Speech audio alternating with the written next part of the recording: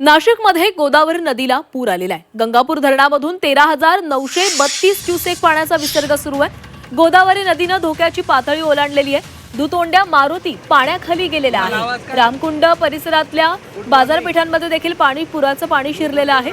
नदीकाठच्या रहिवाशांना सतर्कतेचा इशारा दिला गेलेला आहे। नाशिकमधील धरणांमधील पाणी साठ्यातही झपाट्याने वाढ होतीये। नाशिकमधील शाळांना आज सुट्टी जाहीर करण्यात आलेली आहे।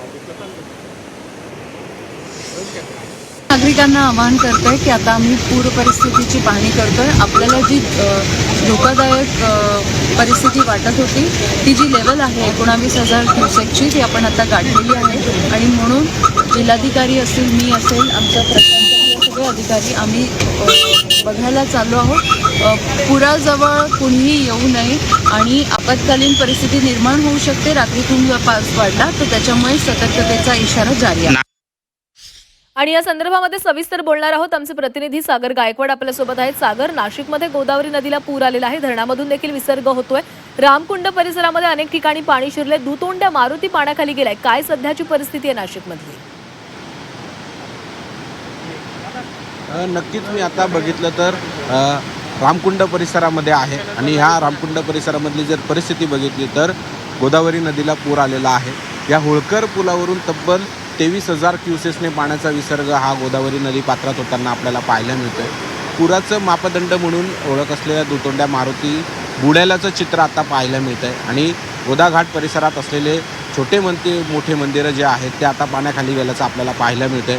खरं तर 2 दिवसापासून नाशिक शहरामध्ये परिसरासह जिल्ह्यामध्ये मोठ्या प्रमाणात पाऊस पडतोय आणि याचा परिणाम संपूर्ण धरण जे आहे ते आता तुडुंब भरलेले आहे आणि यामुळे अनेक धरणातून पाण्याचा विसर्ग जो आहे तो मोठ्या प्रमाणात करताना आपल्याला पाहायला मिळतोय। सध्या शहरातली जर परिस्थिती बघितली तर पावसाचा जो ओघ आहे तो थोड्या प्रमाणात कमी झाल्याचं चित्र पाहायला मिळतंय। अधूनमधून पावसाच्या सरी जरी बरसत असल्या तरी पावसाचा जो ओघ आहे तो कमी होताना पाहायला मिळतोय। मात्र गंगापूर धरणातून तब्बल 13,000 क्युसेसने पाण्याचा विसर्ग जो आहे तो गोदावरी नदी पात्रात करताना पाहायला मिळतोय।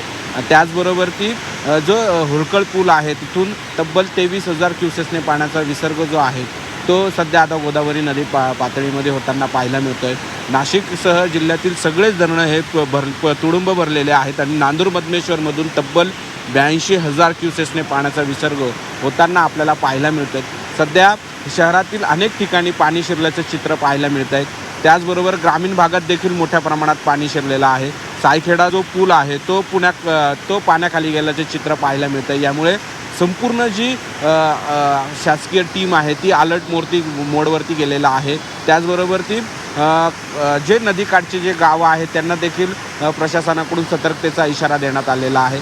सध्या शहरासह जिल्ह्यामध्ये अजून देखील पावसाची संततधार सुरू आहे। यामुळे धरणातून देखील पाण्याचा विसर्ग जो आहे तो मोठ्या प्रमाणात होण्याची शक्यता वर्तवली जाते।